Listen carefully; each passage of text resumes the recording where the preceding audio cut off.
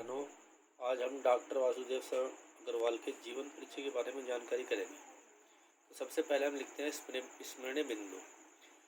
जन्म सन 1904 ईस्वी में, मृत्यु सन 1967 ईस्वी में। जन्म स्थान जो है खेड़ा ग्राम, जिले मेरठ में पड़ता है। साहित्यिक योगदान, मूलतः इतिहासज्ञ थे, इतिहास की जानकारी रखते थे।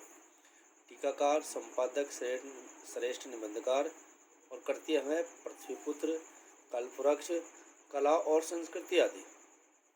जीवन परिचय लिखेंगे। देखिए इसमें पहले जन्म, डॉक्टर वासुदेव शरण अग्रवाल का जन्म सन 1904 ईस्वी में मेरठ के खेड़ा नामक ग्राम में एक वैश्य परिवार में हुआ था।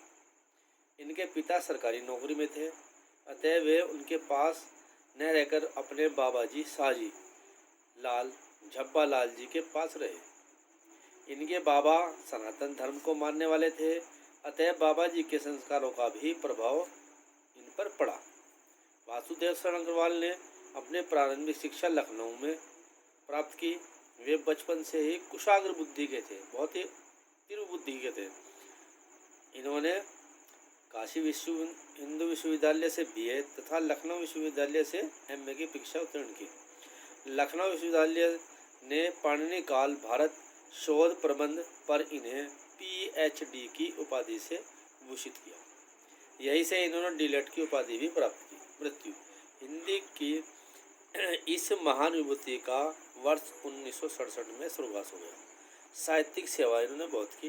डॉक्टर वासुदेव शरण अग्रवाल ने अपना साहित्यिक जीवन कविता लेखन से आरंभ किया था। इन्होंने लिखना आरंभ किया था कविता लिखन से, परंतु अध्ययनशील और पुरातत्व अभिरुचि रखने के कारण उन्होंने गद्य को ही अपनी लेखनी का माध्यम माना।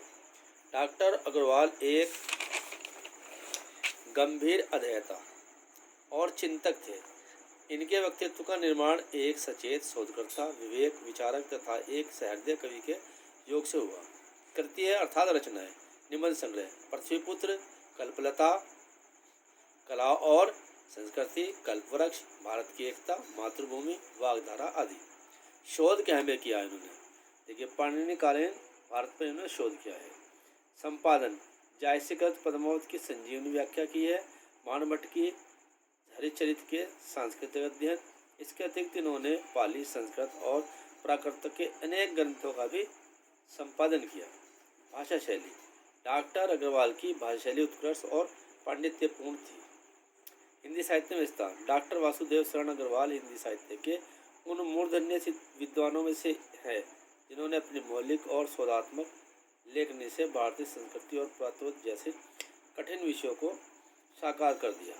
वे सूक्ष्म दृष्टा, अन्वेषक, सुललित निबंधकार, विद्वान, टीकाकार तथा प्राचीन साहित्यिक कृतियों के सफल संपादक थे। इन्हीं हिंदी के विचार प्रधान निबंधों के क्षेत्र में उनका अविस्मरणीय योगदान है। धन्यवाद।